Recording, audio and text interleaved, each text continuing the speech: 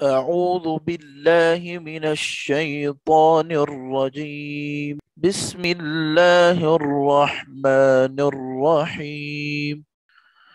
وإذ قال ربك للملائكة إني جاعل في الأرض خليفة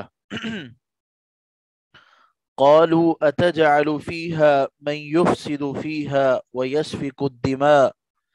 ونحن نسبح بحمدك ونقدس لك قال انی اعلم ما لا تعلمون۔ اور جب کہا آپ کے رب نے فرشتوں کو، یقیناً میں بنانے والا ہوں زمین میں خلیفتاً نائب۔ قالو، تو ان فرشتوں نے کہا، اتجعلو، کیا تو بنائے گا، فیہا، اس زمین میں، من یفسدو، من جو، یفسدو فساد کرے گا، فیہا اس زمین میں، وَيَسْفِكُ الدِّمَاء اور وہ خون بہائے گا، وَيَسْفِكُ اور وہ بہائے گا، الدِّمَاء خون، وَنَحْنُ نُسَبِّحُ بِحَمْدِكَ اور ہم تسبیح بیان کرتے ہیں آپ کی حمد کے ساتھ، وَنُقَدِّسُ لَكَ اور ہم آپ کی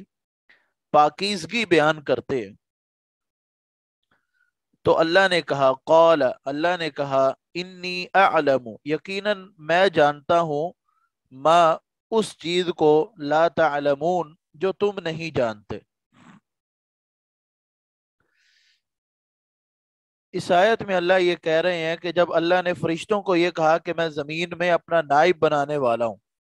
تو فرشتوں نے کہا اللہ تو اس کو اپنا نائب بنائے گا جو زمین میں فساد کرے گا اور خون بہائے گا۔ ہم تیری تسبیح بیان کرتے ہیں، تیری حمد بیان کرتے ہیں، تیری پاکیزگی بیان کرتے ہیں، تو کیا ہم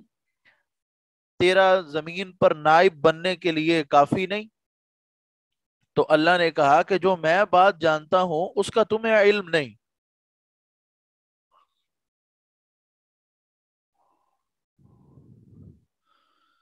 یہاں سے اس آیت سے ایک بات تو یہ بھی پتہ چلتی ہے کہ اللہ نے سب سے پہلے، انسانوں سے پہلے اللہ نے فرشتوں کو پیدا کیا، اور فرشتے اللہ کی ایک الگ مخلوق ہے، یہ ایک الگ عالم ہے۔ اور اللہ کے فرشتوں کی تعداد اتنی ہے کہ اس کا اندازہ ہم اس حدیث سے لگا سکتے ہیں کہ رسول اللہ صلی اللہ علیہ وسلم نے فرمایا کہ جس جگہ پر بیت اللہ ہے دنیا میں، جس جگہ پر بیت اللہ ہے، اسی کے سید میں بالکل اوپر آسمانوں میں ایک گھر ہے جس کو بیت المعمور کہا جاتا ہے۔ اس بیت المعمور کا روزانہ 70,000 فرشتے طواف کرتے ہیں، اور اللہ کے فضل سے اور فرشتوں کی تعداد کا ہم اندازہ اس بات سے لگا سکتے ہیں کہ روزانہ 70,000 فرشتے اس بیت المعمور کا طواف کرتے ہیں، اور جو فرشتہ اس گھر کا، اس بیت المعمور کا طواف کر لیتا ہے، قیامت تک اس فرشتے کی دوبارہ باری نہیں آئے گی۔ اور اسی طرح رسول اللہ صلی اللہ علیہ وسلم نے فرمایا کہ زمین پر کوئی بھی جگہ، ایک بلشت جتنی بھی جگہ خالی نہیں ہے کہ وہ بلشت جتنی جگہ خالی ہو اور وہاں پر اللہ کے فرشتے رکوع اور سجدے نہ کر رہے ہوں۔ یعنی پوری کی پوری زمین جو ہے وہ فرشتے اللہ کے پوری زمین پر موجود ہیں، اور زمین پر ایک بلشت بھی جگہ خالی نہیں ہے کہ جہاں پر اللہ کے فرشتے موجود نہ ہوں اور وہ سجدہ نہ کریں۔ غرض یہ کہ اس زمین پہ ہر جگہ اللہ کے فرشتے موجود ہیں، چپے چپے پر موجود ہیں، اور وہ اللہ کی عبادت میں مشغول ہیں، اور وہ اللہ کو سجدے کر رہے ہیں۔ اس آیت سے ایک بات تو یہ سمجھ آئی کہ فرشتے اللہ کی ایک الگ مخلوق ہیں۔ دوسری بات یہ کہ جب اللہ نے اس بات کا ارادہ کیا کہ زمین میں اپنا نائب بنائے، تو اللہ سبحانہ و تعالی نے اس کا انتخاب کرنے کے لیے انسان کو پیدا کرنا چاہا۔ جب فرشتے اس بات سے آگاہ ہوئے، وہ کہنے لگے اللہ یہ تو زمین میں فساد کریں گے، خون بہائیں گے، کیونکہ وہ دیکھ چکے تھے کہ انسانوں سے پہلے جنوں کو پیدا کیا اور جنوں کا حال بھی یہی تھا کہ وہ زمین میں فساد برپا کیا کرتے تھے اور خون بہایا کرتے تھے، تو انہوں نے اس سے اندازہ لگایا اور کہا کہ انسان بھی یہی کچھ کرے گا۔ اللہ اگر تو نے اپنا نائب ہی بنانا ہے، نحن نسبح، اللہ ہم تیری تسبیح بیان کرتے ہیں، تیری پاکی بیان کرتے ہیں۔ نسبح کا مطلب ہے کہ میں اللہ سبحانہ و تعالی کو ہر کسی کے عیب، ہر قسم کے عیب سے مبرہ، ہر قسم کے عیب سے پاک میں اللہ کو سمجھتا ہوں، اس کو کہتے ہیں تسبیح۔ اور نقدس لک، اللہ میں ہم تو آپ کی پاکیزگی بھی بیان کرتے ہیں، تو ہمارا حق بنتا ہے کہ آپ جو ہے ہمیں زمین پر اپنا نائب بنائیں۔ تو اللہ نے یہ کہا کہ جو بات میں جانتا ہوں وہ تم نہیں جانتے۔ اب اللہ کی انسانوں کو زمین پر بھیجنے کی کیا حکمت ہے، اور اس طرح فرشتوں سے بہتر جو ہے اللہ نے انسانوں کو افضل کیوں سمجھا، اور اس حوالے سے اللہ سبحانہ و تعالی آگے بیان کرتے ہیں۔ علم آدم الاسماء کلها، اللہ نے آدم کو سارے کے سارے نام سکھائے، پھر پیش کیا ان کو فرشتوں پر اور کہا انبئونی باسماء ہؤلاء، اور فرشتوں سے کہا کہ مجھے بتاؤ ان چیزوں کے نام اگر تم سچے ہو، یعنی اگر تم یہ کہتے ہو کہ زمین میں تمہیں نائب ہونا چاہیے تھا، اور تمہاری بات ٹھیک ہے کہ یہ فساد کرنے والے ہیں، خون بہانے والے ہیں، اگر تم اپنی اس بات میں سچے ہو تو میں نے آدم کو کچھ نام سکھائے ہیں، اب ان ناموں کے متعلق مجھے بتاؤ کہ وہ نام کیا ہیں۔ اب اس حوالے سے مفسرین مختلف انداز سے لکھتے ہیں کہ وہ کچھ چیزیں تھیں دنیا میں استعمال ہونے والی، یا غرض یہ کہ جو بھی وہ چیز ہو، اس کا ذکر کسی بھی حدیث سے صراحتاً نہیں ملتا۔ بہرحال ہمیں قرآن نے کہا کہ اللہ نے آدم کو کچھ نام سکھائے، تو اور فرشتوں کو کہا کہ جو نام میں نے آدم کو سکھائے ہیں اس کے بارے میں مجھے بتلاؤ، بس اتنا ہی مان لینا وہ کافی ہے، مزید گہرائی میں جانا اور مشکل میں پڑنا اس سے بہتر ہی یہی ہے کہ جو آپ بات جتنا قرآن میں ذکر ہے اسی کو ہی تسلیم کیا جائے۔ جب اللہ سبحانہ و تعالی نے فرشتوں سے یہ مطالبہ کیا کہ ان ناموں کے متعلق خبر دو، تو وہ کہنے لگے سبحانک، اللہ ہم تیری تسبیح بیان کرتے ہیں۔ سبحانک کا معنی ہے اسبح اللہ سبحانا، کہ میں اللہ کی پاکی بیان کرتا ہوں، اللہ کو ہر قسم کے عیب سے پاک قرار دیتا ہوں۔ وہ فرشتے کہنے لگے اللہ ہم تیری تسبیح بیان کرتے ہیں، لا علم لنا الا ما علمتنا، اللہ ہمیں کچھ بھی علم نہیں، لا علم لنا نہیں ہے علم ہمیں مگر وہ علم ہمارے پاس ہے، ما علمتنا جو تو ہمیں سکھائے، یعنی اللہ تو جو ہمیں سکھاتا ہے ہم تو صرف اتنا ہی جانتے ہیں، جس چیز کے متعلق تو نے ہمیں نہیں سکھایا ہم اس کے بارے میں کچھ نہیں کہہ سکتے، ہم اس کے بارے میں کیسے خبر دیں کہ جو تو نے آدم کو یہ نام سکھائے ہمیں نہیں سکھائے، تو ہم کیسے یہ بتلا سکتے ہیں؟ اللہ ہمارے پاس کوئی علم نہیں، اللہ تو ہی بہتر جانتا ہے، انک انت العلیم الحکیم، اللہ تو جاننے والا اور حکمت والا ہے۔ کہا قال یا آدم، اللہ نے کہا اے آدم، انبئہم ان فرشتوں کو ان کے انبئہم باسمائہم ان فرشتوں کو ان کے نام بتا۔ فلما انبأہم جب آدم نے ان فرشتوں کو ان چیزوں کے نام بتائے، تو اللہ نے کہا الم اقل لکم، کیا میں نے تمہیں کہا نہیں تھا انی اعلم غیب السماوات والارض، میں آسمانوں اور زمین کے غیب کو جانتا ہوں، وَأَعْلَمُ مَا تُبْدُونَ وَمَا كُنْتُمْ تَكْتُمُونَ، اور میں اس کو بھی جانتا ہوں جو تم ظاہر کرتے ہو، وَمَا كُنْتُمْ تَكْتُمُونَ اور جو تم چھپاتے ہو۔ یہاں اس بات کی طرف اشارہ ہے، پہلے تو اللہ نے آدم علیہ السلام کو نام سکھائے، فرشتوں کو کہا کہ ان ناموں کے متعلق بتاؤ، تو جب وہ نہ بتا سکے انہوں نے عاجزی کا مظاہرہ کیا، تو اللہ نے آدم علیہ السلام کو حکم دیا کہ جو نام میں نے آپ کو سکھائے تھے وہ اب ان کو بتلاؤ، تو آدم علیہ السلام نے ان فرشتوں کو ان ناموں کے متعلق بتایا۔ پھر اللہ نے کہا کہ میں آسمانوں اور زمینوں کے غیب کو جانتا ہوں، اور جو کچھ تم ظاہر کرتے ہو جو کچھ تم چھپاتے ہو میں اس سب سے واقف ہوں۔ یہاں پر اس بات کا ثبوت ہے کہ عالم الغیب کی ذات اگر کوئی ہے تو وہ اللہ کی ذات ہے۔ اللہ کے نزدیک کوئی بھی چیز غیب نہیں، ہر چیز سے اللہ واقف ہے۔ غیب ہے ہمارے نزدیک، مثال کے طور پر کہ ایک شخص اگر ایک کمرے میں بیٹھا ہے تو دوسرے کمرے کے اندر کیا ہو رہا ہے، کیا باتیں کی جا رہی ہیں، وہ ان سے واقفیت نہیں رکھتا، وہ چیز یہ چیز اس کے لیے غیب میں ہے۔ مثال کے طور پہ ایک شخص ایک زمین کے کسی حصے پر کھڑا ہے، اور اس زمین کی تہ کے اندر کتنے خزانے چھپے ہوئے ہیں، یا کتنی گہرائی کے اندر پانی پڑا ہے، اور اس پانی کے اندر کیا کیا قیمتی زیورات یا اور موتی اور کیا سپیاں وہ پانی کے اندر موجود ہیں، اس سے انسان نہ واقف ہے۔ یہ زمین کے اندر چھپی ہوئی چیزیں اور آسمان کے اندر چھپی ہوئی چیزیں اور آنے والی خبریں، مستقبل کے حالات، ان سب سے انسان واقف ہے۔ یہ سب چیزیں انسان کے لیے غیب ہیں، لیکن یہ اللہ کے لیے غیب نہیں۔ اللہ سبحانہ و تعالی انسانوں کو سمجھانے کے لیے انہی کو کہہ رہے ہیں کہ جو چیز تمہارے نزدیک، تمہارے حساب سے زمین و آسمان کے اندر غیب ہے، تمہیں اس کا علم نہیں، اس کا علم بھی اگر کسی کو ہے تو اللہ کو ہے۔ وَمَا تَسْقُطُ مِن وَرَقَةٍ إِلَّا يَعْلَمُهَا، اگر زمین پر کوئی پتا بھی گرتا ہے، اس پتے کا علم بھی اللہ کو ہے۔ اسی طرح سیدہ عائشہ رضی اللہ تعالی عنہا فرماتی ہیں کہ اگر کوئی شخص یہ کہتا ہے کہ رسول اللہ صلی اللہ علیہ وسلم یعلم ما فی غد، کہ جو کل ہونے والا ہے، مستقبل میں جو کام ہونا ہے، رسول اللہ اس کو جانتے تھے، تو اس نے اللہ کے رسول پر بہت بڑا بہتان باندھا ہے۔ جب اللہ کے رسول صلی اللہ علیہ وسلم کے حوالے سے یہ کہنا کہ آپ کل کی بات جانتے تھے، اس بندے کا حال یہ ہے کہ اس نے اللہ کے رسول پر بہت بڑا بہتان باندھا ہے۔ اور ہم آج کسی کاہن کو، کسی نجومی کو اور کسی پیر فقیر اور بابے کو، سڑک چھاپ کو اور فٹ پاتھوں پہ بیٹھنے والے ایک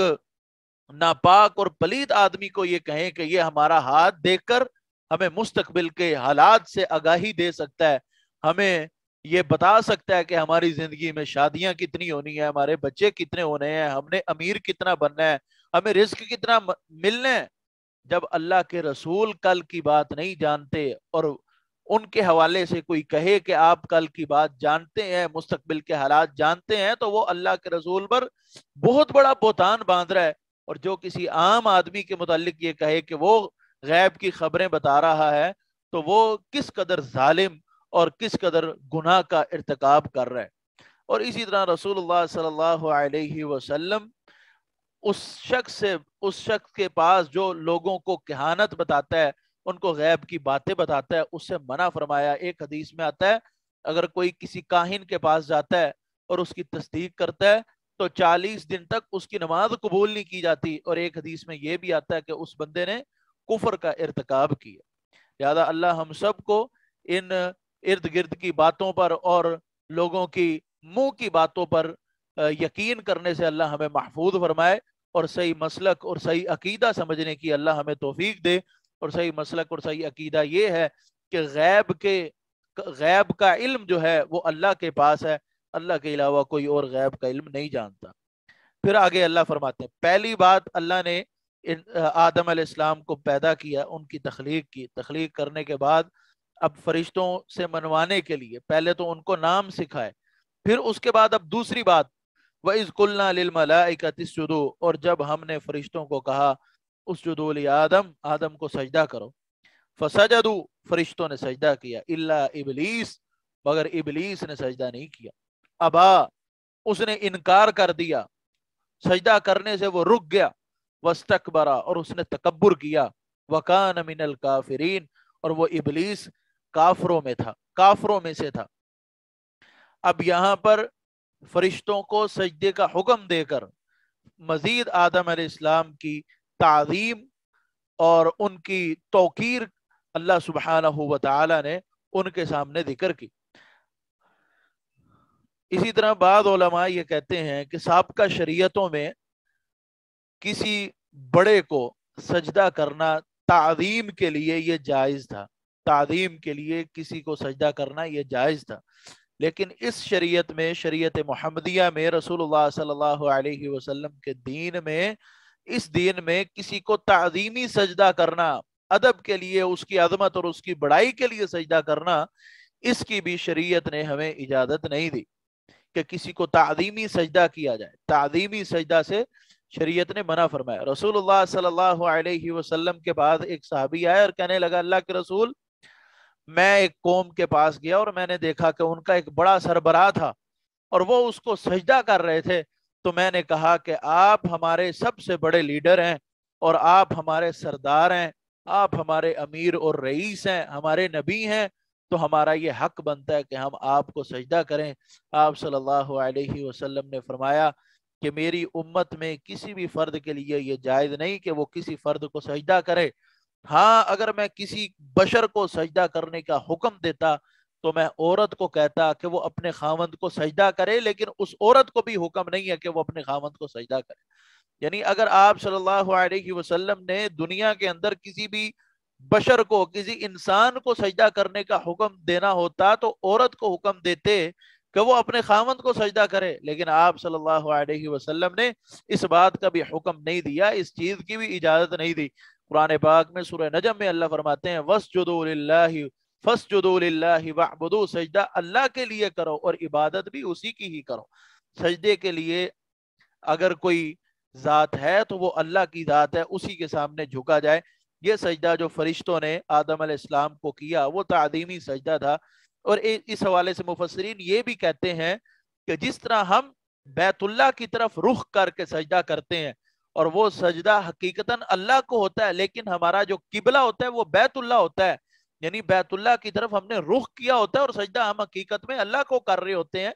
اسی طرح فرشتوں نے سجدہ حقیقتاً تو اللہ کو ہی کیا، لیکن آدم علیہ السلام کی طرف رخ کیا، یعنی آدم علیہ السلام کو اللہ نے ان کا قبلہ بنایا اور ان فرشتوں نے سجدہ اللہ کو ہی کیا۔ بہرحال جو قرآن کے الفاظ سے جو ہمیں بات سمجھ آتی ہے وہ یہی ہے کہ اسجدوا لآدم، اللہ نے فرشتوں کو یہ حکم دیا کہ تم آدم کو سجدہ کرو، اور ان فرشتوں نے سجدہ کیا، مگر ابلیس نے سجدہ کرنے سے انکار کر دیا۔ اب ابلیس کون ہے؟ ابلیس کے حوالے سے مفسرین یہ کہتے ہیں کہ ابلیس بھی فرشتہ تھا، اور اس حوالے سے قرآن پاک میں مزید اللہ فرماتے ہیں کان من الجن، کہ وہ تو جنوں میں سے تھا۔ تو پھر جنہوں نے یہ کہا کہ ابلیس فرشتہ تھا تو انہوں نے یہ جواب دیا کہ جن کا لفظ فرشتوں کے لیے بھی استعمال کیا گیا ہے، اسی لیے اس پر کوئی اعتراض نہیں بنتا۔ ابن جریر نے اسی بات کو ترجیح دی ہے کہ ابلیس جو ہے وہ پہلے فرشتہ تھا۔ اسی طرح بعد نے یہ بھی لکھا، بعد مفسرین نے یہ بھی کہا کہ وہ تھا تو جن ہی، لیکن کثرت عبادت کی وجہ سے اس کا شمار فرشتوں میں ہونے لگا، اور پھر جب اس نے اللہ کی نافرمانی کی،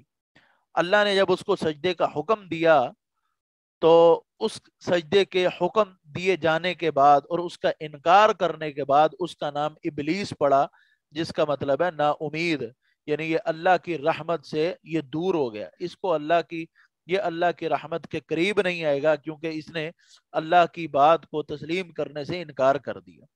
باقی سورہ اعراف کے اندر ہم تفصیلی پڑھیں گے کہ اس کا جو اللہ کے ساتھ مکالمہ ہوا اس میں اس نے جو مہلتیں طلب کی ان کا ذکر ہم مزید آگے کریں گے۔ الا ابلیس ابا واستکبر وکان من الکافرین، ابلیس نے سجدہ کرنے سے انکار کر دیا، اس نے تکبر کیا اور وہ کافروں میں سے تھا۔ اللہ کا جو علم ازلی ہے وہ یہی تھا کہ یہ ابلیس جو ہے یہ کفر کرے گا۔ اب تیسری نعمت آدم علیہ السلام پر، پہلے تو اللہ نے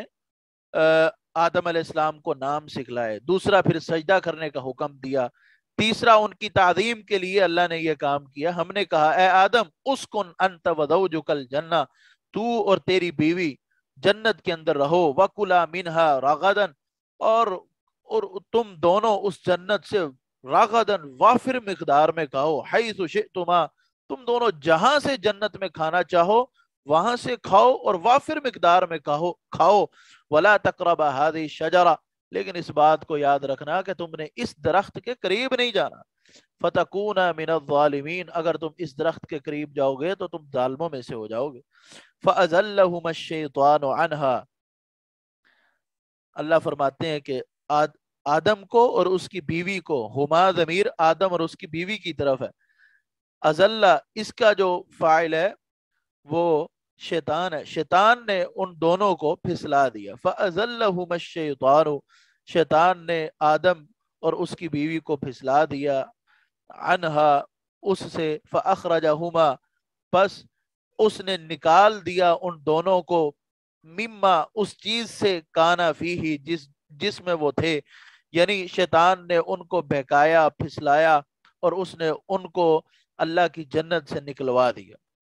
اب شیطان کا بہکانا پھسلانا اس کا ذکر بھی تفصیلاً سورہ اعراف کے اندر ہے۔ ان کو قسمیں دیتا ہے کہ میں تمہیں ہمیشہ کی زندگی کی طرف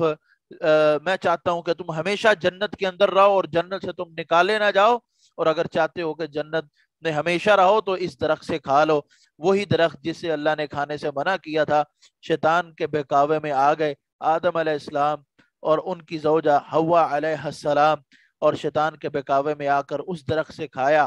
جیسے ہی اس درخت سے کھایا، اللہ نے جنت کی نعمتیں ان سے چھین لی اور یہ حکم دیا، قلنا، اللہ فرماتے ہیں ہم نے کہا، اہبطو، اتر جاؤ، بعضکم لبعض عدو، تمہارا بعض تمہارے بعض کا دشمن ہے، وَلَكُمْ فِي الْأَرْضِ مُسْتَقَرٌ، اور تمہارے لیے زمین میں ٹھکانہ ہے، وَمَتَاعٌ، اور فائدہ ہے، إِلَى حِين، ایک وقت تک۔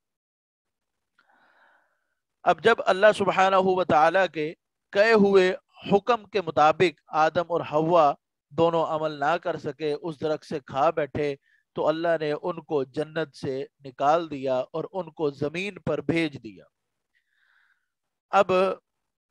بعض مفسرین پھر وہ درخت ڈھونڈتے ہیں کہ وہ درخت کون سا ہے، اپنے اپنے اقوال اور اپنے اپنے انداز سے لکھتے ہیں۔ بعض کہتے ہیں کہ وہ درخت کشمش کا تھا، بعض نے کہا کہ وہ گندم تھا، گندم کا دانہ کھانے سے منع کیا تھا، لیکن حقیقت یہ ہے کہ اس حوالے سے قرآن و حدیث خاموش ہے، کوئی بھی واضح اور صراحتاً کوئی بھی دلیل نہیں ملتی کہ جس کی بنیاد پر یہ کہا جائے کہ وہ درخت اس چیز کا تھا۔ قرآن نے صرف اتنا ذکر کیا کہ اس درخت کے قریب نہیں جانا۔ اب وہ درخت کون سا تھا، اب وہ ہمارا اس کے اوپر ایمان ہے، وہ کوئی بھی درخت ہو۔ آدم علیہ السلام اور ان کی زوجہ حوا علیہ السلام، انہوں نے اس درخت سے کھایا، اللہ نے ان کو جنت سے نکال دیا۔ اب جب زمین پر اترے تو اللہ نے کہا کہ زمین میں تمہارے لیے اب جگہ ہے، اب تم نے زمین میں رہنا ہے، لیکن مستقل طور پر تم زمین میں نہیں رہو گے ایک خاص وقت تک، ایک خاص وقت تک تمہیں زمین پر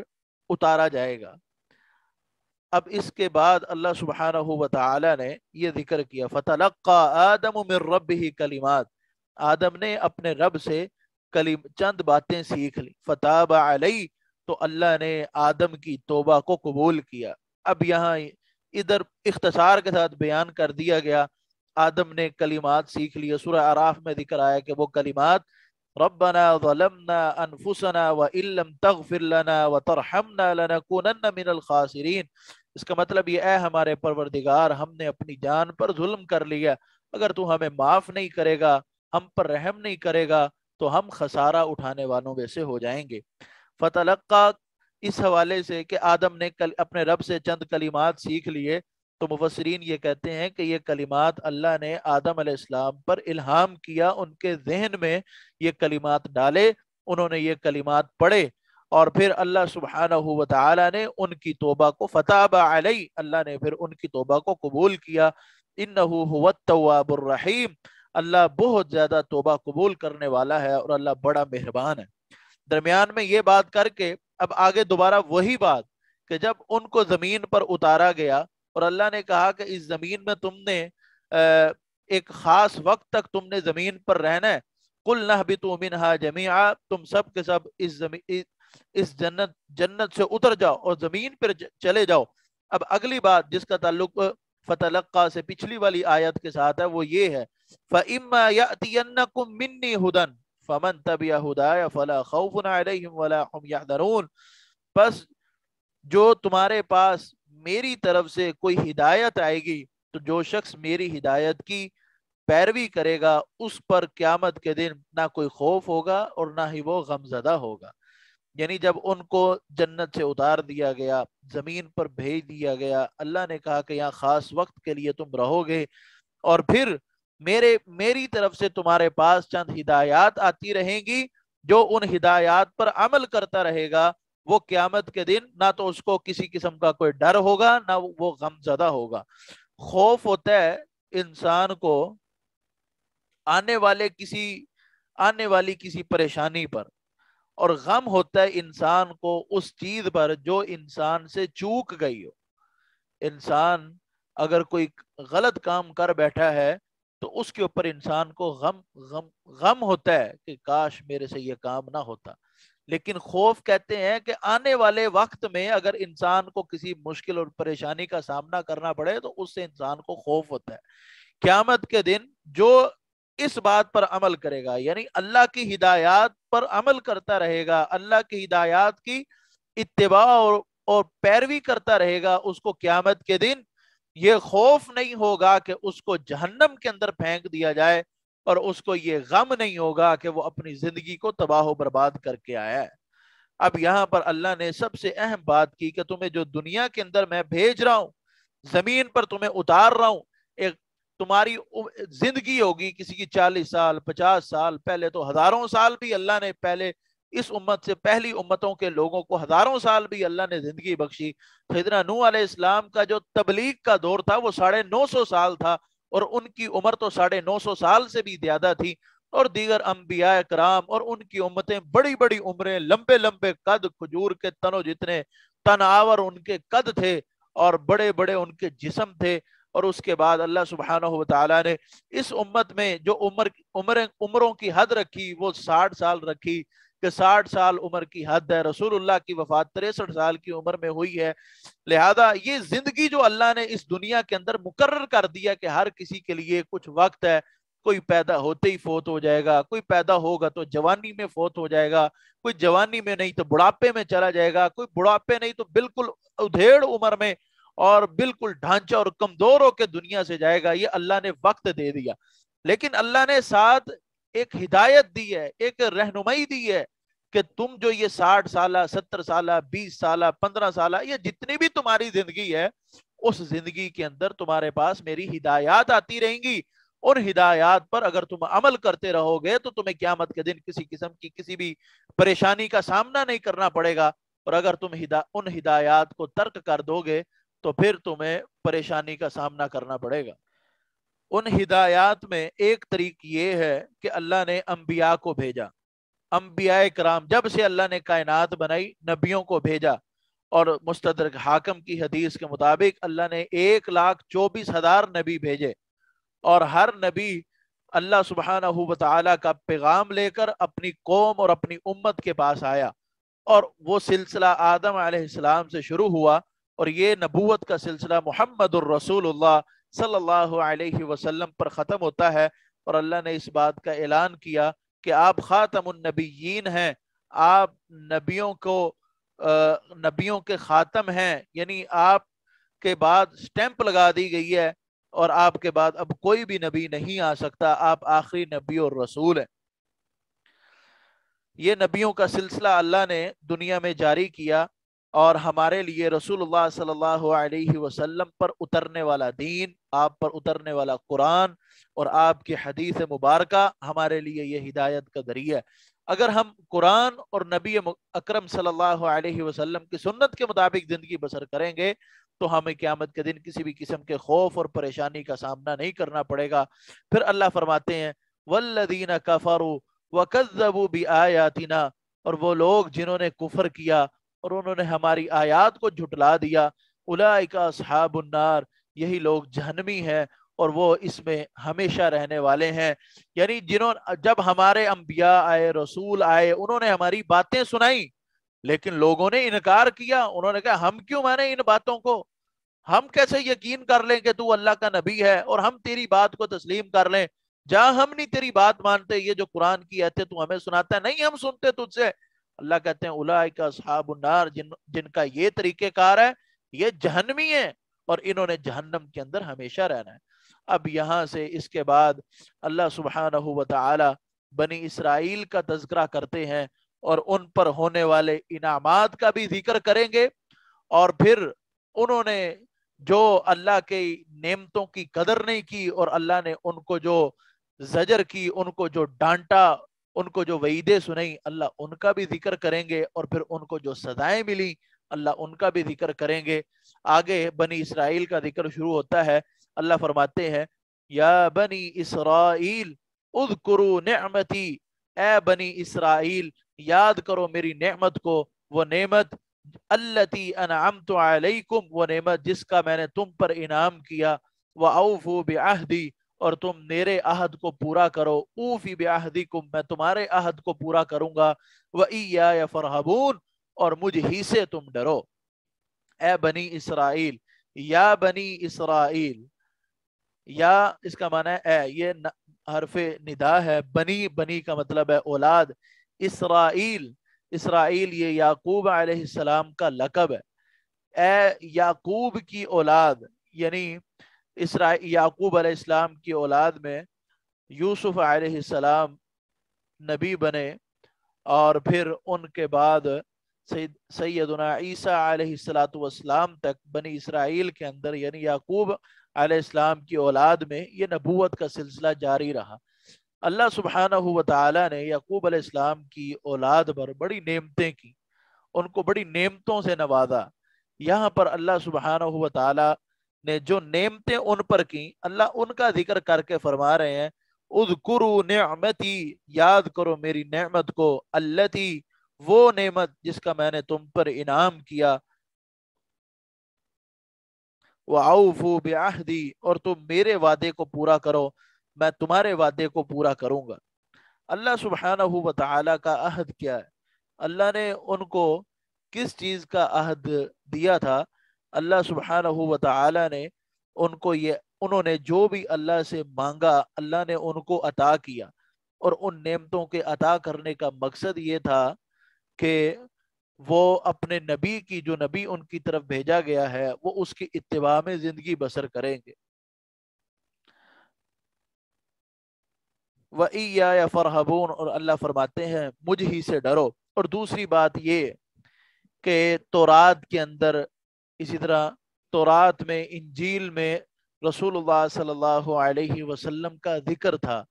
کہ آخری نبی آئے گا اور اس کا نام محمد ہوگا، احمد ہوگا، اور وہ آخری نبی ہوگا۔ اور اللہ کا عہد یہ تھا، ہر کتاب میں اللہ نے یہ پیغام دیا کہ آخری جو نبی ہوگا اس پر ایمان لانا ہے۔ اللہ سبحانہ و تعالی نے ان کو، بنی اسرائیلیوں کو یہ بتلایا کہ تمہاری کتابوں میں میں نے اس بات کو لکھ دیا تھا، اور تمہارے نبیوں نے تمہیں اس بات سے آگاہ کیا تھا کہ آخری نبی آئے گا جس کا نام احمد ہوگا، یہ اللہ کا عہد ہے، تم میرے اس عہد کو پورا کرو، یعنی اس آخری نبی پر ایمان لے کے آؤ۔ میں اپنا عہد کہ جو میرے نبی کی اتباع کرے گا میں اس کو جنت میں داخل کروں گا، یہ میرا عہد ہے، میں اپنے اس عہد کو پورا کروں گا۔ پھر اس کے بعد اللہ فرماتے ہیں وَآمِنُوا، اور ایمان لے آؤ، بما، اس چیز پر جو میں نے اتاری، مصدقا لما معکم، جو میں نے اتارا ہے وہ تصدیق کرنے والا ہے اس کا جو تمہارے پاس ہے۔ تمہارے پاس جو تورات و انجیل ہے، یہ قرآن جو ہے اس کی تصدیق کرتا ہے۔ وَلَا تَكُونُوا أَوَّلَ كَافِرٍ بِهِ، اور تم پہلے کافر نہ بنو اس قرآن کے، یعنی تم پہلے قرآن کا انکار کرنے والا نہ بنو۔ وَلَا تَشْتَرُوا بِآيَاتِي ثَمَنًا قَلِيلًا، اور تم میری آیات کو تھوڑی قیمت میں مت بیچو۔ وَإِيَّايَ فَاتَّقُونَ، اور تم مجھ ہی سے ڈرو، اور مجھ ہی سے تم ڈرو۔ یہاں پر انہیں یہ کہہ رہا ہے کہ تم انہیں یہ کہا جا رہا ہے کہ تم پہلے کفر اختیار نہ کرو، یعنی تمہارے سامنے قرآن پڑھا جا رہا ہے، قرآن کا ذکر کیا جا رہا ہے، قرآن پر ایمان لانے کا تمہیں کہا جا رہا ہے، اور تم کہتے ہو کہ ہم نے اس قرآن کو نہیں ماننا۔ اگر تم اس قرآن کا انکار کرو گے تو تم اس کا انکار کرنے والے پہلے ہوگے، اور پھر تمہیں دیکھا دیکھی تمہارے بعد جتنے لوگ تمہیں دیکھ کر اس قرآن کا انکار کریں گے، تمہارا گناہ بھی تمہارے سر پہ ہوگا، اور تمہارے بعد میں آنے والے جو تمہیں دیکھ کر قرآن کا انکار کرنے والے ہوں گے ان کا گناہ بھی تمہارے سر پہ ہوگا۔ وَلَا تَشْتَرُوا بِآيَاتِي ثَمَنًا قَلِيلًا، اور تم میری آیات کو تھوڑی قیمت کے بدلے مت خریدو اور مت بیچو۔ تھوڑی قیمت، اس حوالے سے مفسرین کہتے ہیں کہ دنیا کی ساری دولت مل جائے، دنیا کائنات کا قیمتی سے قیمتی سامان اکٹھا کر لے کوئی شخص، اور وہ اللہ کی آیات کے مقابلے میں وہ قیمتی سے قیمتی سامان بھی حقیر ہے، وہ تھوڑا ہے۔ پوری دنیا کو ایک شخص اللہ کی کسی آیت کے مقابلے میں لے آئے تو وہ پوری کی پوری دنیا اللہ کی ایک آیت کے مقابلے میں کچھ بھی نہیں۔ اور اس کا اندازہ ہم اس بات سے لگا سکتے ہیں کہ قیامت کے دن اللہ سبحانہ و تعالی نے جب حساب و کتاب کرنا ہے، اگر کسی شخص کی ایک نیکی کم ہو گئی اور ایک نیکی کی وجہ سے وہ جنت میں نہ جا سکا، وہ کہے گا کہ پوری دنیا اور آسمان مجھ سے فدیے میں لے لو اور مجھ سے ایک نیکی مجھے دے دو، دنیا میں زمین و آسمان میں جتنی دولت ہے میں سب دینے کو تیار ہوں، مجھے ایک نیکی دے دو۔ لیکن وہاں پر کوئی ایک نیکی دینے کو تیار نہیں ہوگا، یعنی ایک نیکی کی قیمت پوری دنیا کا ساز و سامان نہیں ادا کر سکتا۔ اسی لیے اللہ سبحانہ و تعالی نے یہ فرمایا کہ تھوڑی قیمت کے بدلے میری آیتوں کو مت بیچو۔ کوئی قرآن کی آیت کوئی مسئلہ چھپائے اور اس کے لیے وہ دنیا کی بڑی سی بڑی دولت بھی لے لے، تو وہ بڑی سے بڑی دولت قرآن کی آیت کے مقابلے میں کچھ بھی نہیں۔ وَإِيَّايَ فَاتَّقُونَ، اور اللہ فرماتے ہیں کہ مجھ ہی سے ڈرو۔ وَلَا تَلْبِسُوا الْحَقَّ بِالْبَاطِلِ،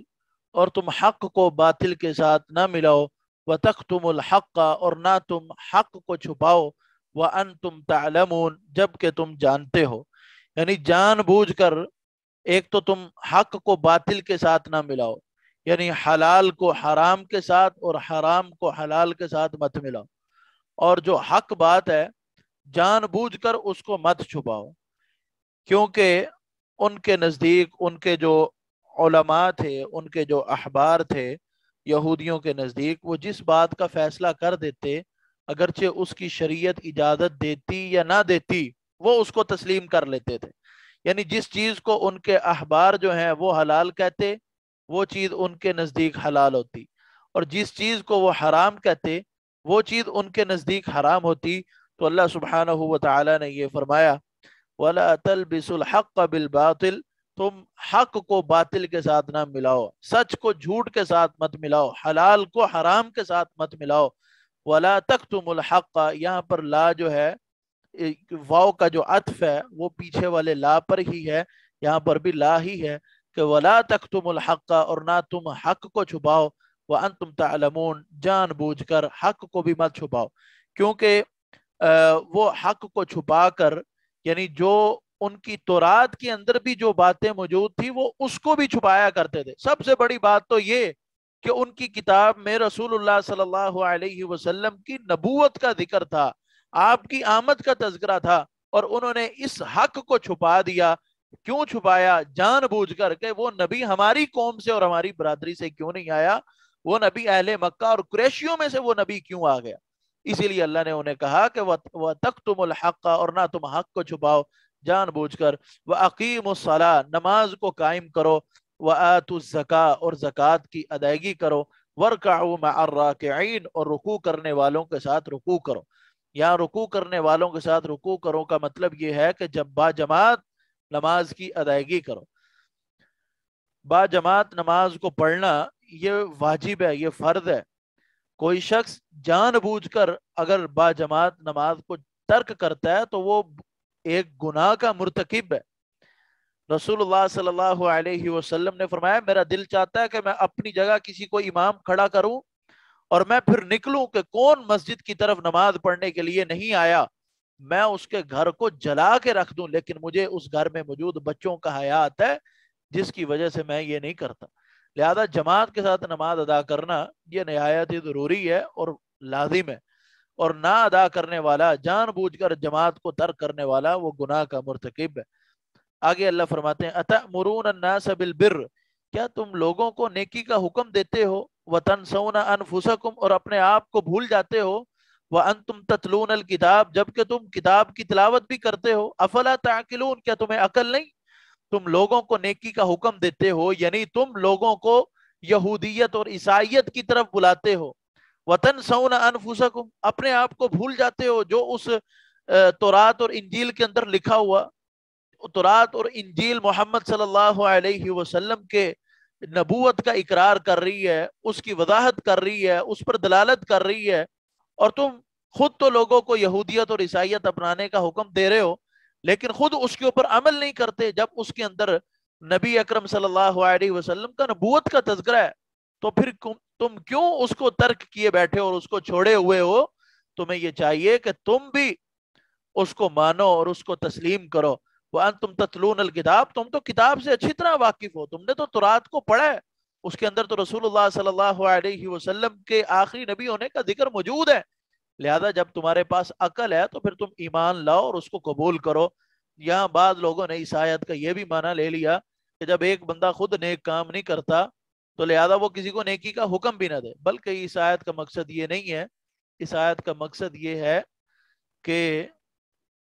یہاں پر نیکی کا حکم دینے سے منع نہیں کیا جا رہا، بلکہ اس بات کی طرف توجہ دلائی جا رہی ہے کہ اپنے آپ کو بھی مت بھولو. جس طرح لوگوں کو نیکی کا حکم دیتے ہو اسی طرح خود بھی اس نیکی کے کام پر عمل کرو، نیکی کے کام کو اپناؤ. مزید اللہ آگے فرماتے ہیں وَاسْتَعِينُوا بِالصَّبْرِ وَالصَّلَاةِ، اور صبر اور نماز کے ذریعے اللہ سے مدد طلب کرو. وَإِنَّهَا لَكَبِيرَةٌ، اور یقیناً یہ نماز بہت بڑی ہے. إِلَّا عَلَى الْخَاشِعِينَ، مگر اللہ کے ڈرنے والوں پر. الذین یظنون، وہ لوگ اللہ سے ڈرنے والے وہ یہ یقین کرتے ہیں کہ انہوں نے اپنے رب کو ملنا ہے. وانہم الیہ راجعون، اور وہ اس کی طرف، اس اللہ کی طرف، اپنے رب کی طرف وہ لوٹائے جائیں گے، لوٹنے والے ہیں. لہذا عاجزی اختیار کرنے والے، اللہ سے ڈرنے والے، انہیں یہ یقین ہے کہ وہ اپنے پروردگار کو ملیں گے، ان کے پروردگار کی بارگاہ میں ان کی حاضری ہونی ہے، تو وہ نماز کی اقامت کرتے ہیں اور صبر سے کام لیتے ہیں. آگے پھر اللہ فرماتے ہیں یا بنی اسرائیل، اے بنی اسرائیل، اذکرو، یاد کرو میری نعمت کو، جو نعمت میں نے تم پر کی ہے. وہ نعمت کیا ہے؟ انی فضلتکم علی العالمین، میں نے تم کو جہان والوں پر فضیلت دی. امت محمدیہ سے بڑھ کر کوئی بھی امت فضیلت والی نہیں. جب تک یہ بنی اسرائیل موجود تھے، اس دور میں بنی اسرائیل باقی تمام امتوں سے سب سے فضیلت والے تھے. اور بنی اسرائیلیوں کے بعد جب امت محمدیہ آئی تو امت محمدیہ باقی تمام امتوں سے فضیلت والی امت ہے. فرمایا واتقوا یوما، ڈرو اس دن سے، ڈر جاؤ اس دن سے، لا تجزی نفس عن نفس شیئا، کہ جب کوئی نفس کسی دوسرے نفس کے کچھ بھی کام نہیں آئے گا. ولا يقبل منها شفاعہ، اور اس سے اس کی سفارش بھی قبول نہیں کی جائے گی. ولا يؤخذ منها عدل، اور نہ ہی اس دن کسی سے کوئی بدلہ لیا جائے گا. ولا هم ينصرون، اور نہ ہی وہ مدد کیے جائیں گے. اب ان یہودیوں کا یہ ذہن تھا، ان بنی اسرائیلیوں کا یہ ذہن تھا کہ جو ہمارے احبار ہیں، ہمارے علماء ہیں، یہ ہمیں اللہ کے عذاب سے بچا لیں گے. تو اللہ ان کو واضح طور پہ کہنا چاہتے ہیں کہ تم نے جو سمجھ رکھا کہ ہمارے سفارشی ہمارے کام آنے والے ہیں، وہاں جو ہے نا یہ ہماری مدد کریں گے، تو یہ اپنے ذہن سے اس بات کو نکال دو. اس دن سے ڈر جاؤ جس دن کوئی کسی کا کام نہیں آئے گا، کسی کی سفارش قبول نہیں کی جائے گی، اور وہاں پر کسی سے کوئی بدلہ نہیں لیا جائے گا، اور وہاں کسی کی کوئی مدد نہیں کی جانے والی. سفارش اللہ کی بارگاہ میں صرف وہی لوگ کریں گے جن کو اللہ سبحانہ و تعالی سفارش کرنے کی اجازت دیں گے. قاری قرآن کے حوالے سے آتا ہے، شہید کے حوالے سے آتا ہے، اس طرح رسول اللہ کے متعلق آتا ہے کہ آپ 7 دن اور 7 راتیں اللہ کی بارگاہ میں سجدے میں پڑے رہیں گے، اور اللہ سبحانہ و تعالی سے حساب و کتاب شروع کروانے کی اجازت طلب کریں گے کہ حساب و کتاب کو شروع کیا جائے. تو اللہ فرمائیں گے ارفع رأسک سل تعطا، اے حبیب آپ اپنے سر کو اٹھائیے، آپ اللہ سے سوال کرتے جائیے، آپ مانگتے جائیں گے، اللہ آپ کو عطا کرتا جائے گا. لہذا وہی سفارش کرے گا جس کو اللہ چاہیں گے. جس کو ہم چاہیں کہ یہ دنیا میں ہمارا اللہ کی بارگاہ میں سفارشی بنے گا، تو وہ ہمارا سفارش کرنے والا نہیں ہے. مزید آگے اللہ فرماتے ہیں وَإِذْ نَجَّيْنَاكُمْ مِنْ آلِ فِرْعَوْنَ، اور یاد کرو اس وقت کو کہ جب ہم نے تم کو آل فرعون سے نجات دی. فرعون جو ہے مصر کے بادشاہ کا لقب فرعون تھا، یعنی بادشاہ، اس کا نام اگرچہ جو بھی ہوتا لیکن اس کو فرعون کہا جاتا تھا. اور کہا جاتا ہے کہ موسیٰ علیہ السلام کے وقت جو بادشاہ تھا، مفسرین لکھتے ہیں کہ اس کا نام ولید بن مصعب تھا، اور فرعون کے نام سے جو معروف ہے وہ مصر کے بادشاہ کا لقب ہوا کرتا تھا. اور آل کا مطلب کہ فرعون کی آل کیا ہے؟ آل وہ ہے کہ جو فرعون کے ماننے والے اور اس کے پیروکار تھے. اور یاد کرو اس وقت کو جب ہم نے تم کو آل فرعون سے نجات دی. یسومونکم سوء العذاب، وہ تم کو برا عذاب پہنچاتے تھے. یذبحون ابناءکم، وہ تمہارے بیٹوں کو ذبح کرتے تھے. ویستحیون نساءکم، تمہاری بیٹیوں کو زندہ رکھتے تھے. وفی ذلکم بلاء من ربکم عظیم، اور اس میں تمہارے رب کی طرف سے بہت بڑی آزمائش تھی۔ اب وہ ان کو تکلیف جو پہنچاتے تھے، سزا جو دیتے تھے کہ ان کے بیٹوں کو زندہ رکھتے، ان کے بیٹوں کو ذبح کرتے اور ان کی بیٹیوں کو زندہ کرتے، وہ ایسا کیوں کرتے تھے؟ فرعون کو، مصر کا جو فرعون تھا، اس کو خواب آیا کہ بیت المقدس سے ایک آگ چلی ہے، اس نے، اور اس کا رخ مصر کی طرف ہوا ہے، اور اس نے مصر میں سب کو جلا دیا۔ مصر میں جتنے بھی قبطی تھے، قبطی ان کو کہا جاتا ہے جو فرعون کے پیروکار تھے، تمام قبطیوں کو اس نے جلا دیا، اگر کوئی باقی رہا تو بنی اسرائیل باقی رہے۔ جب اس نے اس خواب کا ذکر، یہ اس نے ایک خواب دیکھا تھا کہ آگ بیت المقدس سے نکلی، مصر میں آئی، اس نے سارے قبطیوں کو جلا دیا، بنی اسرائیل باقی رہے۔ اور اس نے اپنے اس خواب کا ذکر اس وقت کے کاہن اور نجومیوں کو کیا، تو انہوں نے کہا کہ بنی اسرائیل میں ایک لڑکا پیدا ہونے والا ہے جو تیری سلطنت کو، تیری بادشاہت کو تباہ و برباد کر دے گا۔ اگر تو اپنے آپ کو محفوظ رکھنا چاہتا ہے تو پھر بنی اسرائیل کو تجھے ختم کرنا پڑے گا۔ لہذا اس نے یہ فیصلہ کیا کہ بنی اسرائیلیوں کے بیٹوں کو ذبح کر دو، ان کی بیٹیوں کو زندہ چھوڑ دو، اور یہ ان کے لیے بہت بڑا عذاب تھا، اور یہ ان کے لیے بہت بڑی سزا تھی۔ اللہ فرماتے ہیں وَفِي ذَلِكُمْ بَلَاءٌ مِّن رَبِّكُمْ عَظِيمٌ، یہ تمہارے لیے ایک بہت بڑی آزمائش تھی جو تمہارے رب کی طرف سے تم پر نازل ہوئی تھی۔ اور تم یہ یاد کرو کہ جب تمہارے بیٹے ذبح کر دیے جاتے تھے، تمہاری بیٹیوں کو زندہ رکھا جاتا تھا، اس بڑی آزمائش سے اگر کسی نے تمہیں نجات دی تو وہ اللہ نے نجات دی۔ اللہ نے بنی اسرائیل میں موسیٰ علیہ السلام کو پیدا کیا، اور اس موسیٰ کو فرعون کے گھر پلوایا، اور پھر اسی موسیٰ کے ذریعے فرعون کو شکست دی، اور فرعون کے تختے کو پارا پارا کیا۔ اس کے بعد اللہ فرماتے ہیں وَإِذْ فَرَقْنَا بِكُمُ الْبَحْرَ، اور اس وقت کو بھی یاد کرو کہ جب ہم نے تمہارے ساتھ سمندر کو پھاڑ دیا، فَأَنْجَيْنَاكُمْ، ہم نے تم کو فرعون سے نجات دی، وَأَغْرَقْنَا آلَ فِرْعَوْنَ، اور ہم نے آل فرعون کو غرق کر دیا، وَأَنْتُمْ تَنْظُرُونَ، اور جب کہ تم دیکھ رہے تھے۔ اب جب موسیٰ علیہ السلام فرعون سے مکالمہ کرنے کے بعد، مناظرہ کرنے کے بعد، جس کا ذکر آگے ہم سورہ اعراف کے اندر پڑھیں گے تفصیلاً، اسی طرح سورہ شعراء میں بھی اس کا ذکر آئے گا کہ وہاں پر ان کے جادوگروں سے بات چیت ہوئی۔ اس کے بعد اللہ سبحانہ و تعالی نے موسیٰ علیہ السلام کو حکم دیا کہ اپنی قوم کو لو اور مصر سے نکلو۔ اور جب وہ قوم کو لے کر جا رہے تھے تو آگے ایک سمندر تھا جس کا نام بحر کلزم تھا غالباً، وہاں پر وہ رکے تو دائیں اور بائیں جانب پہاڑ ہی پہاڑ تھے، جبکہ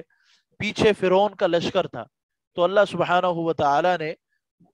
بنی اسرائیلیوں کے لیے آسانی کی، اور اس دریا کے درمیان میں رستہ نکالا،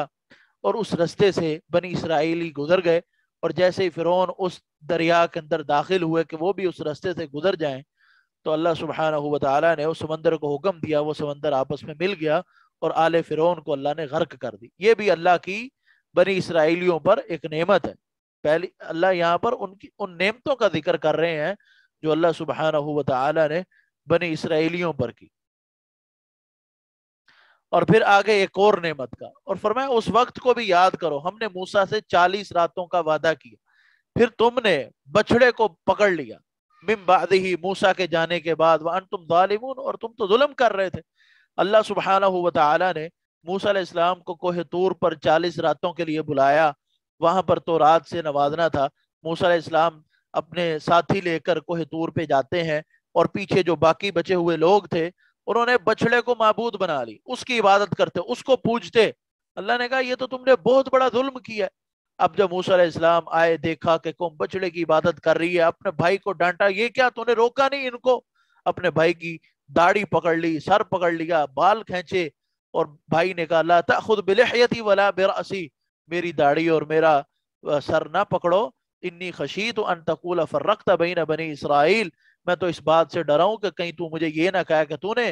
بنی اسرائیل میں تفریق ڈال دی ہے، میں تیرا ہی انتظار کر رہا تھا، تو آ اور اپنی اس قوم کو سنبھال۔